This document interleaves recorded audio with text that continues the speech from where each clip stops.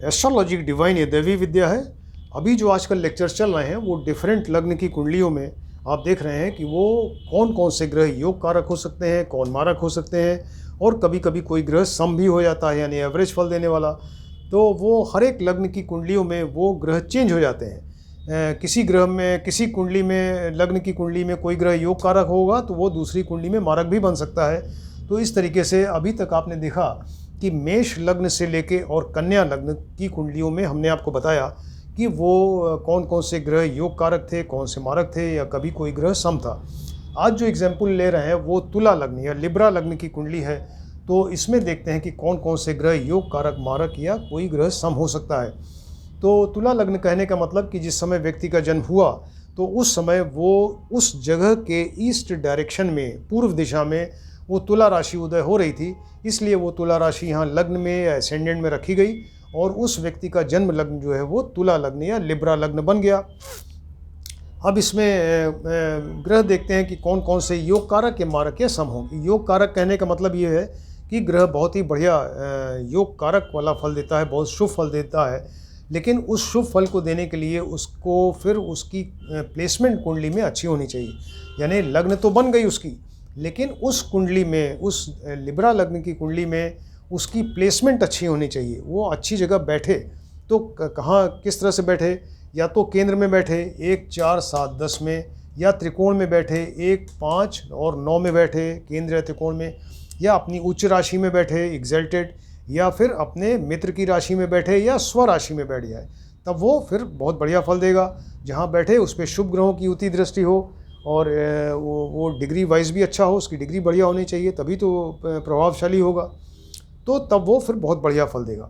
लेकिन वही योग कारक ग्रह अगर वो अच्छी जगह नहीं बैठा है कुंडली में, मान लीजिए 3, 6, 8, 12, ये 3, 6, 8, 12 हाउस जो है अच्छे नहीं माने जाते।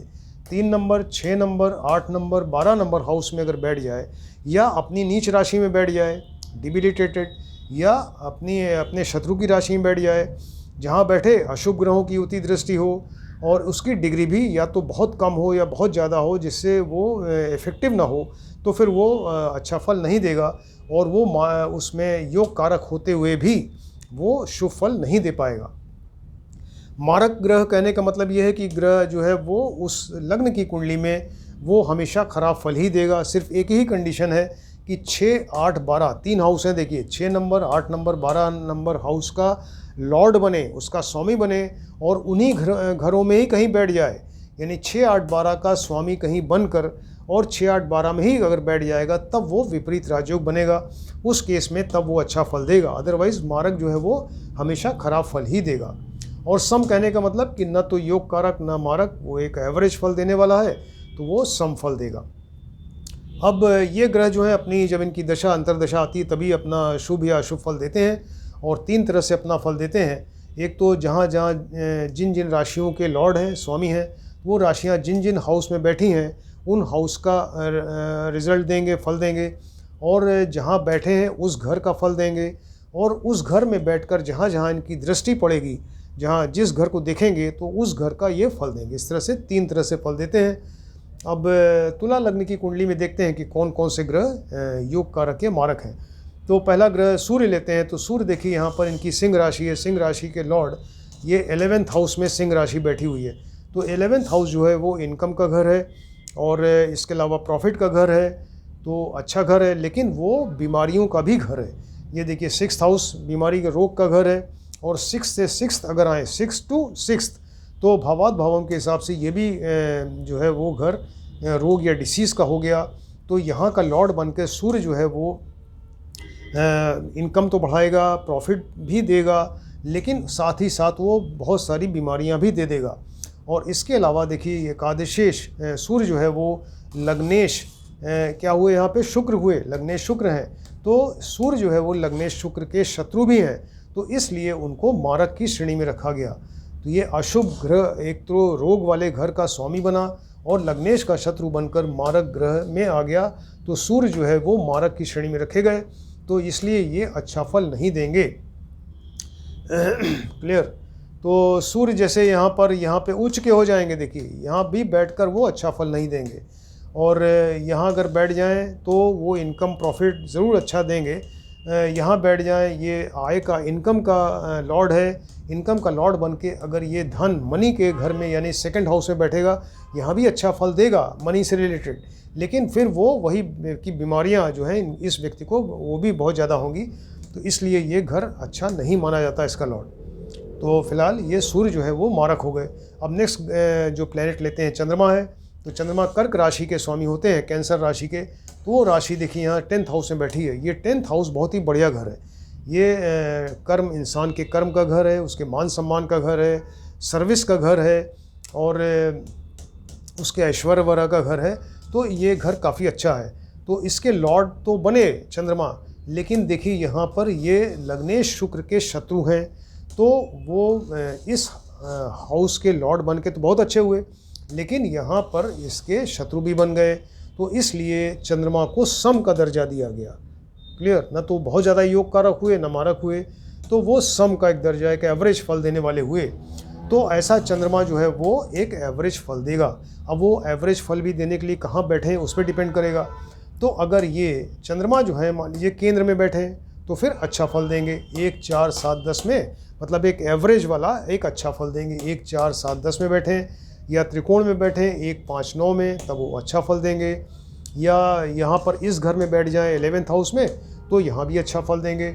लेकिन यहाँ ना बैठें, ये सेकंड हाउस जो ये मनी का घर है, बैंक बैलेंस का घर है, अगर यहाँ बैठेंगे तो ये नीच के हो जाएंगे, डिबिलिटेटेड, तो फिर यहाँ बहुत ज़्यादा ख़राब फल देंगे। और इसके अलावा ये 3, 6, 8, 12 में बैठकर भी ख़राब फल ही देंगे। तो चंद्रमा जो है वो एक सम का दर्जा लेकर आपको बताया कि केंद्र में बैठें, त्रिकोण में बैठें या यहाँ बैठें 11th हाउस में तो अच्छा फल, सेकंड हाउस में बहुत ज़्यादा ख़राब फल, 3, 6, 8, 12 में भी ख़राब फल मिलेगा। अब नेक्स्ट प्लैनेट जो लेते हैं वो है मंगल। सूर्य चंद्र के बाद मंगल। तो मंगल की 2 राशियाँ हैं, एक मेष राशि, दूसरी वृश्चिक राशि। तो ये मेष राशि यहाँ है सप्तम में और ये वृश्चिक राशि यहाँ पर देखिए। तो दोनों मारक स्थान बने, दोनों ही मारक स्थान है। ये आयु का स्थान, 8th स्थान, इसका द्वादश यानी इसकी हानि, आयु की हानि करने वाला स्थान 7th स्थान बना। तो ये मारक स्थान, मारक के स्थान के लॉर्ड बने। इसी तरह से भावात भावों से अगर आप देखें तो 8th to 8th, 8वें से 8वां ये 3rd हाउस आएगा। ये भी आयु का स्थान है, एज का स्थान है, और इसकी हानि करने वाला स्थान द्वादश स्थान ये हो गया, 2nd स्थान। तो यहाँ के भी लॉर्ड बने, यानी दोनों कुंडली के दोनों जो मारक स्थान है उसके लॉर्ड बने। और इसके अलावा लग्नेश शुक्र के ये शत्रु भी बन गए, तो ये बहुत ज़्यादा मारक हुए। तो ये मंगल देखिए ये मारक की श्रेणी में रखे गए, ये मारक जो है वो मंगल बने। अब मंगल देखिए, तो ये मंगल जहाँ भी बैठे, जहाँ देखें सब जगह खराब फल ही देंगे। इवन मंगल देखिए यहाँ पे उच्च के हो जाएंगे, 4th हाउस में यहाँ पे उच्च के हो जाएंगे, तो लेकिन यहाँ भी बैठकर वो खराब फल ही देंगे। और अपने घरों में बैठेंगे तो यहाँ भी खराब फल ही देंगे। ये 7th स्थान, 2nd स्थान, या यहाँ पे उच्च के होके खराब फल देंगे। यहाँ बैठ के नीच के हो जाएंगे, डिबिलिटेटेड, तो यहाँ तो बहुत ही ज़्यादा ख़राब फल देंगे। और 3, 6, 8, 12 में बहुत ख़राब फल देंगे। तो इस तरह से मंगल जो है वो मारक होंगे और अच्छा फल नहीं देंगे। अब सेकंड जो 3rd सूर्य चंद्र मंगल, इसके बाद जो नेक्स्ट प्लैनेट है बुध है। तो बुध देखिए, बुध जो है वो 2 राशियाँ होती हैं, 3 नंबर और 6 नंबर। तो मिथुन राशि इनकी यहाँ नवम में है, और जो मेन कन्या राशि है वो यहाँ पर द्वादश भाव में है। तो बुध क्या हुए यहाँ पर नवमेश और द्वादशेश बने। तो नवमेश का मतलब ये भाग्येश हुए, वो बहुत ही बढ़िया घर है। तो हालांकि ऑर्डिनरी राशि यहाँ पर है, बट स्टिल ये घर इतना अच्छा है कि ये द्वादशेश में इनकी मूल त्रिकोण या उच्च राशि बैठी हुई है, लेकिन फिर भी ये योग कारक होंगे। इसके अलावा बुध देखिए यहाँ शुक्र के जो लग्नेश शुक्र है उसके ये मित्र भी हैं, तो इसलिए ये योग कारक हुए, योग कारक में रखे जाएंगे। तो बुध देखिए यहाँ पर योग कारक हो गए। क्लियर, ये नवमेश और द्वादशेश बन के और लग्नेश शुक्र के मित्र बनकर ये योग कारक हो गए। अब ये अच्छा फल देंगे। अच्छा फल देने के लिए ये कहाँ बैठें, तो या तो ये केंद्र में बैठें 1, 4, 7, 10 में, या त्रिकोण में बैठें 1, 5, 9 में कहीं भी बैठ जाएं। यहाँ बैठेंगे अपनी राशि में तो बहुत ही बढ़िया फल देंगे। और इसके अलावा इनकी एक राशि देखिए यहाँ पर है, राइट, एक राशि जो है इनकी कन्या राशि यहाँ द्वादश में है। तो इसलिए अगर ये द्वादशेष बन के अगर ये यहाँ या यहाँ बैठे, देखिए यहाँ ना बैठे, 6th हाउस में या नीच के हो जाएंगे, डिबिलिटेटेड, तो अगर द्वादशेष बन के बुध जो है वो या तो 8th में बैठे या 12th स्थान में बैठेंगे, तब फिर वो विपरीत राजयोग बनाएंगे और बहुत ही बढ़िया फल देंगे। लेकिन वही द्वादशेष बन के अगर यहाँ बैठ जाएंगे तो फिर नीच के हो जाएंगे, ये नीच के हो गए बुध यहाँ पे, और वो बहुत डिबिलिटेटेड, बहुत ख़राब फल देंगे। इस तरह से बुध के बारे में देखा कि बुध वैसे योग कारक है। अब नेक्स्ट प्लेनेट जो लेते हैं बृहस्पति है, तो बृहस्पति की 2 राशियाँ ये धनु और मीन राशि हैं। धनु यानी सेजिटेरियस और मीन यानी पिशीज राशि है। तो बृहस्पति यहाँ क्या हुए, तृतीयेश और षष्ठेश हुए, 3rd के लॉर्ड और 6th के लॉर्ड बने। इसके अलावा बृहस्पति जो है लग्नेश शुक्र के शत्रु भी हैं, तो वो मारक हो गए। अब देखिए मारक, बृहस्पति जो है मारक की श्रेणी में रखे गए, क्लियर।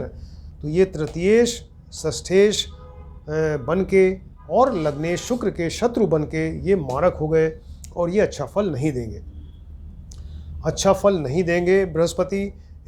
इवन अगर ये देखिए यहाँ पे उच्च के हो जाएंगे 10th हाउस में, यहाँ बैठ के भी अच्छा फल नहीं देंगे। और केंद्र में कहीं भी बैठ जाएं, यहाँ तो उच्च के हो गए, यहाँ डिबिलिटेटेड नीच के हो जाएंगे, तो बहुत ज़्यादा ख़राब फल देंगे। और 3, 6, 8, 12 में ख़राब फल देंगे। एक ही कंडीशन है कि अगर 3, 6, 8, 12 में बृहस्पति जो है अगर 6, 8, 12 के, चूँकि ये 6 नंबर के लॉर्ड हैं, तो 6, 8, 12 में ही अगर बैठ जाएंगे, उस केस में तब ये विपरीत राजयोग बनाएंगे और तब अच्छा फल देंगे, क्लियर। तो एक ही कंडीशन इनके लिए है कि अगर ये यहाँ के चूँकि लॉर्ड हैं 6th के, तो अगर ये 6, 8, 12 में बैठ जाए इस लग्न की कुंडली में, तब वो विपरीत राजयोग बनेगा और बहुत बढ़िया फल देंगे। अदरवाइज़ ये सब जगह ख़राब फल देंगे। नेक्स्ट प्लेनेट लेते हैं, तो ये मारक बृहस्पति जो है वो मारक की श्रेणी में आया। अब नेक्स्ट प्लेनेट जो है वो शुक्र लेते हैं, तो वीनस। तो बुध शुक्र की 2 राशियाँ देखिए, 2 नंबर और 7 नंबर, वृक या टाउरस राशि और लिब्रा या तुला राशि। तो ये तुला राशि तो इनकी लग्न में ही है, यानी लग्नेश हुए। और लग्नेश हमेशा आपको बताया कि बहुत ही बढ़िया फल देते हैं, वो हमेशा योग कारक होते हैं, क्योंकि लग्न कहने का मतलब वो केंद्र भी है और त्रिकोण भी है, तो इसलिए वो बहुत ज़्यादा योग कारक माने जाते हैं। और इसके अलावा इनकी जो मूल त्रिकोण राशि है, मेन राशि, वो यहाँ पर लग्न में ही बैठी हुई है, तो ये योग कारक हुए। देखिए तो शुक्र क्या हुए, योग कारक, शुक्र योग कारक हो गए। अब ऐसा शुक्र जो है लेकिन प्लेसमेंट अच्छी होनी चाहिए, तभी तो अच्छा फल देंगे। तो प्लेसमेंट अच्छी करने के लिए या तो ये केंद्र में बैठे, यहाँ बैठे, यहाँ बैठे, यहाँ बैठे, यहाँ बैठे, 1, 4, 7, 10 में, या त्रिकोण में बैठे 1, 5, 9 में बैठे, तो फिर बहुत अच्छा फल देंगे। या यहाँ बैठकर ये इसके नहीं राइट, ये या तो केंद्र में बैठे या त्रिकोण में बैठेंगे, तब अच्छा फल देंगे। अब देखिए ये इसके लॉर्ड बन के अगर वो शुक्र यहाँ बैठ जाए, मान लीजिए लग्न में, क्लियर, अगर लग्न में बैठते हैं तो फिर यहाँ मालव योग बनाएंगे। ये लग्न से केंद्र हुआ 1st हाउस, तो अगर इसी जगह बैठ जाएंगे शुक्र, तो अपनी मूल त्रिकोण राशि में बैठकर यहाँ पर ये मालव योग बनाएंगे, जो एक बहुत ही बढ़िया पंच महापुरुष योग बनेगा। और ऐसा व्यक्ति बहुत सुंदर होगा, और सारे पंच महापुरुष के जो कैरेक्टर्स हैं, इनके रिजल्ट हैं, सब इनको मिलेंगे। और शुक्र जो है वो यहाँ पर मालव योग बनाएंगे, राइट। और मालव योग, राइट, यहाँ बनेगा। इनकी उच्च राशि कहाँ पर है, उनकी शुक्र की उच्च राशि यहाँ पर आ गई, राइट। उच्च राशि तो 6th हाउस में हो गई, वो अच्छा फल नहीं देंगे, तो यहाँ पर ये मालव योग बनाएंगे। तो अगर यहाँ बैठेंगे तो बहुत अच्छा फल, यहाँ बैठेंगे धन के इसमें मनी वाले प्लेस में, बहुत अच्छा फल, बैंक बैलेंस बढ़ेगा और परिवार से इनको आनंद मिलेगा या सपोर्ट मिलेगा। ये यहाँ बैठने से इनकम बढ़ जाएगी, अच्छा फल। और ये बाकी सब जगह जो है केंद्र या त्रिकोण में अच्छा फल देंगे। ये सिर्फ 3, 6, 8, 12 में ये खराब फल देंगे, 3, 6, 8, 12 में ये खराब फल देंगे। हालांकि यहाँ पे उच्च के हो जाएंगे, बट स्टिल खराब फल देंगे। यहाँ नीच के हो गए, ये तो फिर बहुत ही बुरा हाल हो जाएगा, बहुत बुरी तरह से खराब फल देंगे। तो शुक्र जो है वो योग कारक हैं, लेकिन उनकी प्लेसमेंट अच्छी होनी चाहिए। वो यहाँ बैठे तो बेस्ट रिजल्ट, यहाँ पर मालव योग बनेगा, पंच महापुरुष योग, या केंद्र में कहीं बैठे, या त्रिकोण में बैठे, या 2 नंबर हाउस में बैठे, या इसमें 2 नंबर हाउस में बैठे, या 11th नंबर में बैठेंगे, तब अच्छा फल देंगे।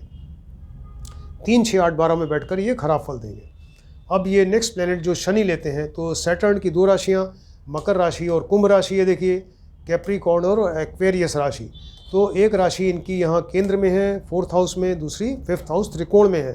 तो शनि क्या हुए यहाँ पे चतुर्थेश और पंचमेश हुए, चतुर्थेश और पंचमेश हुए, और ये जो है वो योग कारक हो गए, योग कारक हुए।